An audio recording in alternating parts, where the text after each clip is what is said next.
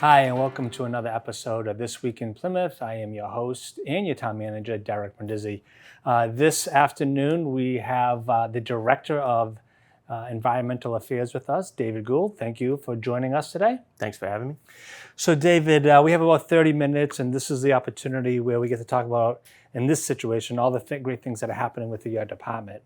And one of the items that continues to come up year after year, and I know you were just with the select board a few weeks ago to talk about piping plovers. So we'll talk about the Long Beach management plan in a minute, but we've kind of had some emerging piping plovers, I think, for the first time, in history, right? That at least we've been tracking plovers down at White Horse Beach. Right. Can you kind of give the folks a description of what's going on White Horse Beach and some of the do's and don'ts on the beach? Sure. Yeah, it's certainly the first time that I recall us ever having any piping plovers on Long Beach. So we got a call about a week and a half ago from a resident who thought there might be a pair of piping plovers out on the beach. So we investigated that, and sure enough, there was what we call a full clutch, meaning a scrape in the sand with 4 piping plover eggs in it, and some adults tending to it. So sure enough, they were right. Since that time, we've put up what we call symbolic fencing and signage, and we anticipated a hatch date. We anticipated a hatch date of this week, and it hatched out on Monday. So pretty close to that.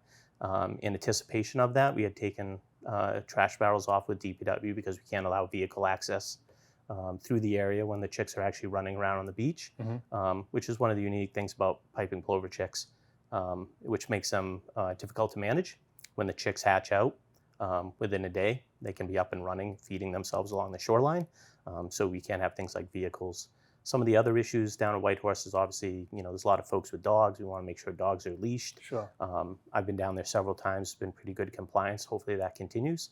And that being said, there's, plenty of food resources out there. So hopefully this pair of piping plover chicks can raise some chicks, and that would be a nice success story for the town. So when we look at White Horse Beach, so just in summary, we have 2 adult plovers and now 4 chicks. 4 chicks. So we have basically 6 birds on the beach right now.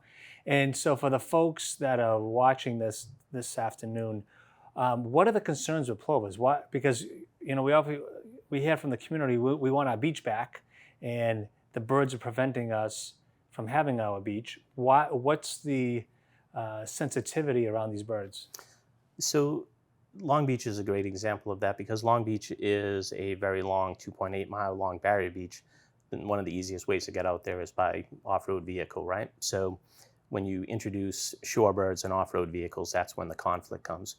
One of the nice things about White Horse Beach is, there's a few vehicles that go through there, sometimes, but there aren't constant vehicles driving, so the conflict should be significantly less. But on Long Beach, there are a lot of vehicles because that's the easiest way to get out there, and you have the birds, and therefore it becomes a conflict. The issue being primarily that when those chicks are hatched out, like I mentioned, and they can get up and run around the beach and feed themselves, they can't fly. And so they can't get out of the way of vehicles, and that's where the conflict comes in. But why these birds? Why aren't we protecting all, shorebirds or any type of animal that lives in the environment? What's so special about these birds? Well, I think what's unique is actually we do protect other shorebirds. So we do a lot of work, especially on Long Beach, with up to 4 other tern species. Okay. But primarily on Long Beach, it's least terns and common terns, but we have been known to get Arctic terns. And it's because they're endangered? Is that what the issue is? Correct. Or at risk? Yes, exactly. And so piping plovers are listed both on what's called the Commonwealth of Massachusetts Endangered Species List as well as the Federal Endangered Species List. Gotcha. So that's why they warrant that level of protection. The least terns are on the Massachusetts Endangered Species List. So we do protect other species out there, and that's probably something that maybe a lot of folks don't know about Long Beach. There's a lot of other things we do out there in addition to piping plover management. So, since you brought up Long Beach, I think we had to close down parts of, not all of Long Beach, I want to say early June, right, time period? Right. And so can we explain, I guess, first and foremost, what the Long Beach management plan is all about, and then when, at least in summer of 2023, when we expect that we could reopen the beach? Sure. So our management plan is actually multiple different documents all rolled into one, and a lot of that has to do with the long history of the management plan. But it is an actual management plan, but it's also an incorporation of state and federal guidelines, various permits that we received from various permitting agencies all put together. It also includes one document, which was a settlement agreement, which back in the early 2000s, as you know, the town had some lawsuits over the management of the beach. And so the management plan actually includes some of that settlement agreement into there. Okay. All of that together is what we consider our management plan. It's very complex, it's very complicated, it's very lengthy, but it includes everything from when we have to put up signage in the springtime. Piping plovers usually come back in late March, start establishing territories. So it dictates when we have to have signage up, when we can take signage down, the hours for the crossover, how we manage the beach, how many vehicles are allowed on the beach, what our staffing levels are. So all of that is included into this one document that tells us how we manage the beach during the summer And is season. required by the state. I think that's important, correct? Absolutely, and those guidelines are both state and federal. So it's not something we just sort of made up or agreed to. These are requirements, they're laws, they're regulations, they're things we're required to do. And I think that's important for folks to understand that, they often want to say, well, why is the town doing this? Well, the town is doing it because, we're basically under an order by the state to manage and protect those birds. And the management plan outlines how we're going to protect those birds, which they reviewed and approved. And so that's basically our playbook for protecting these birds, correct? Correct. And I think it's important that people realize too that the management and adherence to that management plan is ultimately what keeps access open, right? So as long as we're doing what we're supposed to be doing, we're fledging chicks, we're managing the beach properly, we're adhering to all of the rules and regulations, we don't get any more oversight, we don't get any more regulations inflicted upon us. So as long as we're doing those things, that's what helps keeps the beach open year to year. And to your point, if we were violating the current plan, the state could come down on the town and impose more restrictions, I would imagine, correct? Right, and that's what happened in the mid to late 90s. There was not only the lawsuit from appellates who wanted us to manage the beach differently, there was also a piping plover chick that had been run over, and a $12,000 penalty inflicted upon the town, which required us to do a lot of negotiation with various agencies. So we don't want to ever go through that again. So it's interesting because I was listening to the Sports Talk Radio today, and they were talking about the piping plovers on Duxbury. So Sure. even the folks in Boston are watching what's happening on the South Shore as far as piping plovers. But David, your department does more than just protect birds, right? So I mean, everything you guys are focused on is focused in on the environment, but you have a lot of infrastructure projects that are underway. And one of the items went to, I believe it was the fall town meeting of 2022, was to do an analysis of a potential pier on Long Beach. And I know you and Selectman Mahoney have gone out and you've done the analysis and have done a site visit out there. Can you give, and you went to the select board, gave them an update, but can you give us all an update as to where we stand with that potential pier? Sure. What was interesting about that study is there was a lot of talk over a lot of years about what are alternative methods to get folks out to Long Beach, especially when those vehicle restrictions are in place and people still want to enjoy the beach. So one of the things that have been talked about a long time was how to get a public launch or get increased boat access out to Long Beach. So we wanted to look at that, and so we did. And we used some environmental affairs money, as you mentioned, that was approved at fall town meeting. And we looked at tide range, the depth of the beach, how many boats could get in, how long they could stay during the tide cycle, and really did an analysis. What was nice about it is we ended up only spending about a third of the money that was appropriated, and we got the information we needed, which was nice. So relatively short money for that. And basically, what it said was that we could add on to the rehab and add on to the existing structure, and we would get a few hours at each high tide cycle. But if we really wanted to keep it open so that we could use it during all tide cycles for private boats, but also a public launch, we would have to extend that pier considerably. As you know, the tidal flats on the harbor side are very shallow and they extend, and they don't really have a drop off that will allow you to get to deeper water anytime soon. So in the scenario, it would be about 1,000 feet long to get a pier that could be used during almost all the tide cycles. That's a significant structure. It's a significant structure to build. It'd be a significant structure to maintain. Anytime you put a structure in the ocean, Right. there's ongoing maintenance for that. So we looked at those That's a good issues, point. and then we looked at the overall cost of what that would be, and ultimately decided we didn't think we needed to pursue it any more than that. But we did the analysis on it. I think what's interesting is Sandwich, which is the very next town over, is doing something very similar with their boardwalk, and they're putting in over $3 million into it. So it's not that it can't be done, but it's what is the overall investment for the return. And as you know better than anyone, Town of Plymouth has a lot of needs and a lot of infrastructure needs. Right. Does it make sense to do that when we could be putting that money towards other things? So ultimately, we did that study, looked at the analysis, and said, based on our return for what we would have to invest, it simply didn't make sense. But I do think it was important we went through it and answered those questions because, as I mentioned earlier, those questions sort of been talked about for quite some time, and now we have answers to those Right. questions. And I would imagine those questions began when the building was torn down, 5 years ago, right? That's when they started looking at that parcel of town-owned land as another potential access point to Long Beach. I would Right. imagine that's. So you said it's about 1,000 feet. Now, what's the length of the T-Wharf?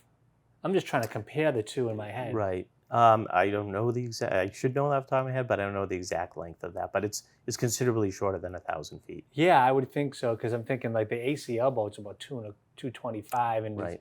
it extends over. So yeah, I mean I don't know either, but I'd guess it's probably around 350 feet total. Right. From the old Harbormaster Yep. shack all the way to the north side. So you're right. So I'm just in that and that's a big wharf. So I can't imagine how big of a 1,000-foot pier would look like stretching out into the harbor. Right. So yeah, that does make sense. And I know you went to the select board, you presented your findings. They seem like they support your professional recommendation that the return on investment just isn't there at this time. So, I think at some point we probably should go back to COPC potentially.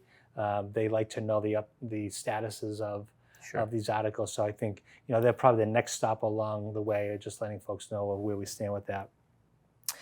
So that's the Long Beach Pier, but then you already have a lot of projects that will take place. It's no longer conceptual. That will take place down at the town wharf. You want to start with any one of those? So the next one we'll be working on will be in September, and that'll be the reconstruction of the town boat ramp. That ramp's located between the new maritime facility and Lobster Hut. That's a structure that we really want to rebuild and make much more functional. It'll take a lot of pressure off the state ramp, but it'll also allow for future growth of the aquaculture industry, and they'll have a nice pier that we can dedicate primarily to commercial use, allow them to meet all their requirements for landing and getting oysters and shellfish on ice and out of the water quickly. Not to cut you off, but how is that used right now? I see it's definitely it needs to be repaired. Is it still inactive, or because of the current condition, it's no longer being used?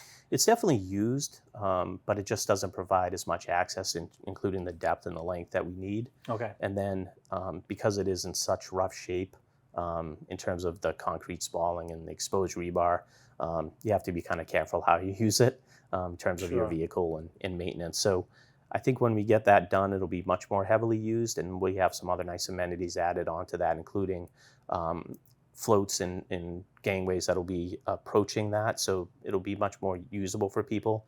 They'll be able to stop, tie up their boat, run around, get their vehicle, come down, and it'll be much more user friendly. So that'll be a good project, and that should start in September. And then the project immediately adjacent to that is we got some state funding to upgrade the walkway from that boat ramp that goes behind Lobster Hut, and we're able to replace that both functionally but also aesthetically. So we'll make that look similar to all the other walkways along the harbor, so it'll have a uniform look and appearance to it. And it'll be, instead of wood, it'll be a concrete surface, which will be ADA compliant and much more resilient to storms in the coastal environment than the wood decking that's out there now. And so that project, you have just led the bulk project, the bulkhead project, which is I think what you're describing. You're going to extend what is that existing aesthetic look through the the front of the lobster hut, right? That's the look you're going for? Correct. And that's that same appearance that we did in front of the maritime facility, Okay. which is really nice because when folks are walking, if they're not Plymouth residents, but they're tourists, they see that same visual, that same uniform look, and know that they can continue that walkway along the waterfront. And that's a really nice walk and a much safer pedestrian walk around a very, very busy location. So is the boat ramp and the walkway, is that all one project, or are those going to be separate projects that are constructed separately? How is that going to work? Those will be two separate projects, but they in fact might be pretty concurrent with each other in terms of timing. But both should be done, this fall and winter and ready to go for next Both spring. of them, really. And so the boat ramp will start this fall. And so, you touched on it very briefly, but you talked about adding additional floats in that area. So does that mean there's going to be new piles to accommodate those floats? Is that what's going to happen? Yeah, so we're going to put some concrete floats in for the first time that'll be able to stay in year round, and those will be valuable for the Harbormaster. The nice thing about concrete floats too is there's some nice wave attenuation that typically happens, which is nice protection for the immediate shoreline and coastal revetments. So that's a nice benefit. Others will be able to use those. They'll be able to tie up their tenders or their small boats. They'll be able to tie those up. The existing piles are actually going to be relocated. We're not going to waste those.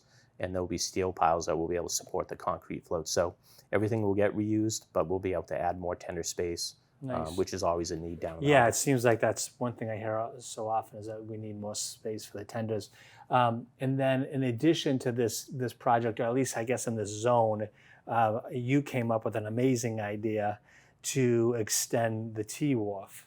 And I know it's conceptual to a certain degree, but I think you're going through some engineering now. You want to talk about what that would look like? Yeah, so as you know, we entered in all of our projects into pretty extensive permitting. So we try to make sure that when we're going through that process, we maximize what we're able to do, because if you're going to spend the time and energy to permit, you want to maximize it.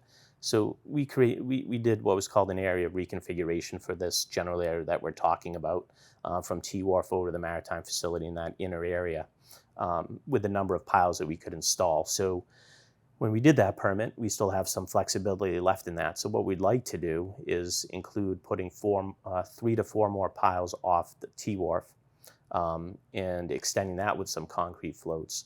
What that would allow us to do is to have small cruise ships or some other tall ships or other visiting vessels be able to come in, tie up at the end of T-Wharf, and not impact any of the winches that are down at the end that our lobstermen rely on. So this would be a really nice way to have both of those uses be functional. If you go out to T-Wharf, you'll notice at the end there's a small cut in the curb, and that was to allow for a gangway in the future, to allow for that flexibility. So we're sort of just taking advantage of something we planned years ago, and now it's coming to fruition. So as you said, it's in engineering where we're getting along with that pretty quickly. It's not super complicated. We're getting along, and we'll have some numbers for fall town meeting, and hopefully be able to do some work over the winter, and ideally have that ready to go sometime next spring, early summer. So if we do have another cruise ship coming in, we have the ability to accommodate it. Yeah, that's a great idea. As you know, the American Cruise Lines have expressed an interest in coming to town. The select board signed an agreement with them just for 3 stops.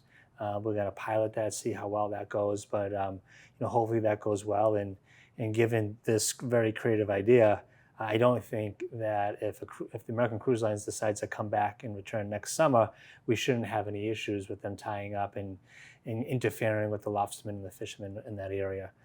So again, that was an amazing idea, and I think that's just exactly what folks have been asking for after the dredging of the harbor. I'm going to throw a curveball at you, because I know we haven't discussed this one, but what are your thoughts on the old Harbormaster building? I think there's an opportunity for folks to be able to, for the town to be able to put that out to lease and have some businesses using it.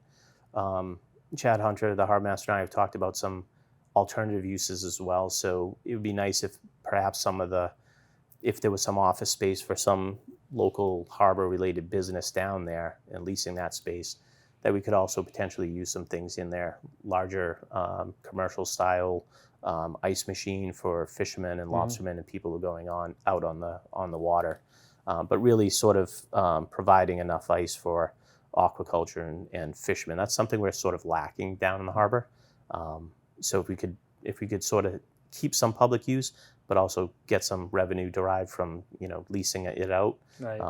And of course, part of that lease we could have some maintenance done, because it's a building that needs work, but it's also an iconic building. Absolutely. A lot of people, it's sort of a fixture in the landscape, and people really like it. So if we could keep it going for a while more, I think a lot of people have an affinity for that. So. Well, again, not having grown up in Plymouth, I can tell you, my first year here, there were folks that would come up to me and say, we have valuable square footage over on the wharf that, we need to take that Harbormaster building down and use that space. But I can tell you, to your point of really it being iconic, just walking with my wife on Water Street and looking across the harbor, that's one of the first things you notice. Right. You notice that in the fisherman shacks as well, or booths. But I mean, to take that away, I think it just diminishes the character of what I think people think of like a New England seaside harbor. So, agreed. So I think those are great ideas. I think it's something that we should work on in the future, because it is underutilized, and I think we should just try to repurpose it and find a better use for it. So, I appreciate that opinion. And we have about 5 minutes left, but there's a couple other projects that you have been leading, and one of them is the Seaside Trail. Mm-hmm.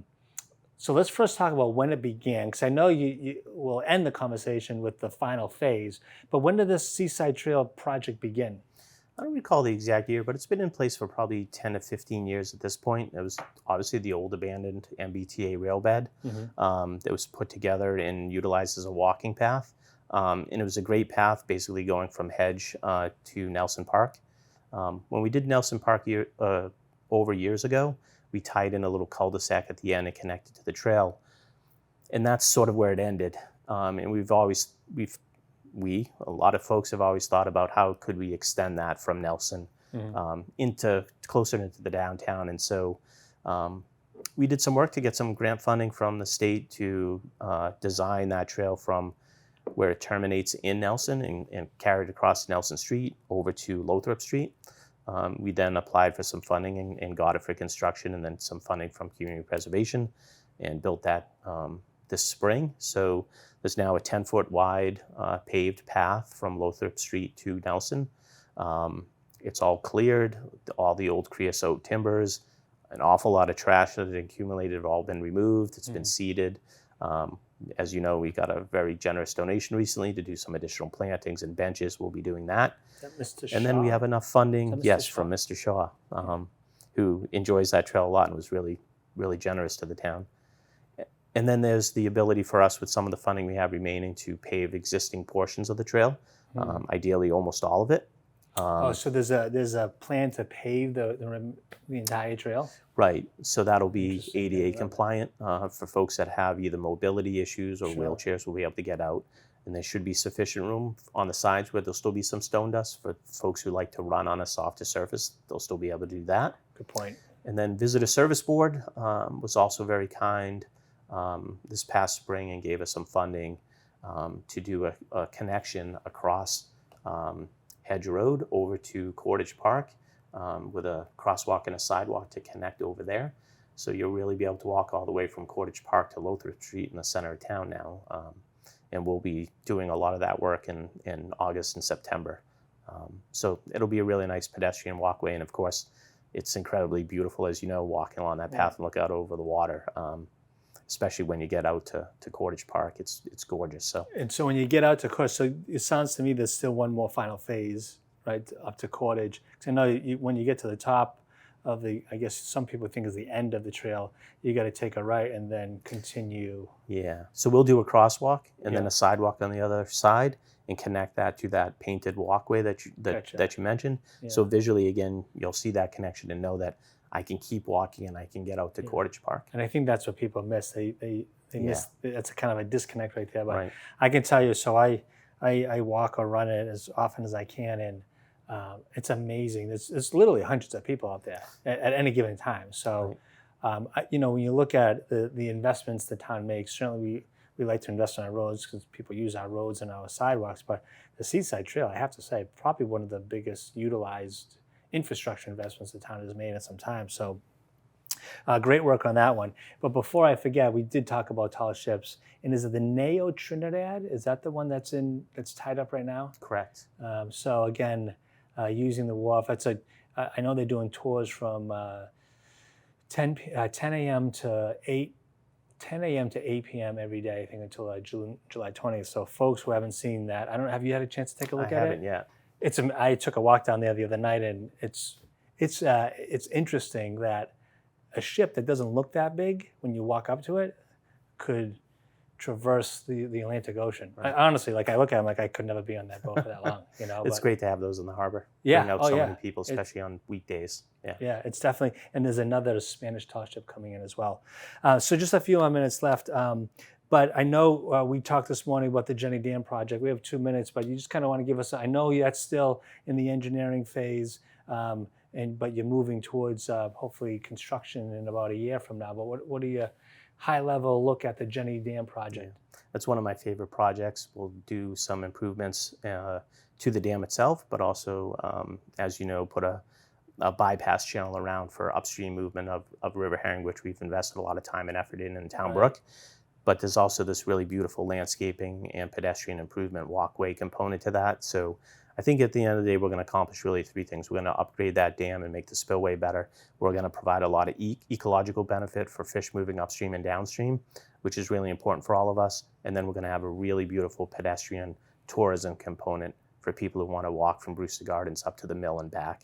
And it's going to be a pretty stunning landscape design. And I think it'll be a pretty impressive tourist attraction, which is obviously great for the economy. Yeah, to me, I mean, you look at Brewster Garden and the resources that went into making that such a beautiful location. And then, once you complete, I would say, the second half of that project with the bypass, the Jenny Dam project, I mean, it's just going to be really an amazing view, an amazing walk for folks to get out there. And some of the things you told me about, managing some of the wet conditions over there, I think will help a lot as well. So, so we're thinking construction in the fall of 24. That's our goal. And how long do you think construction will take place? That'll probably take until the early summer the following year. There's a lot of work to do, but again, I think it'll be really worth it, and I think it'll be something the town will be really proud of, and a great tourist attraction for the economy. Yeah, no, David, everybody says it, that you continue to do great work for the town. And I think everybody appreciates everything that you've done for the town. And I being the newcomer in the room, I certainly can appreciate it. So you do have other projects coming forward. We'll talk about those at a later date. But, I thank you for coming this afternoon. Thank you. And I thank you all for joining us today. If you have any questions, or if you want to learn more information about anything that we talked about today, go to our website at plymouth-ma.gov, and you can go to our See-Click Fix and submit a complaint or concern, and we'll be happy to respond to those. So thank you again for coming, and see you next time.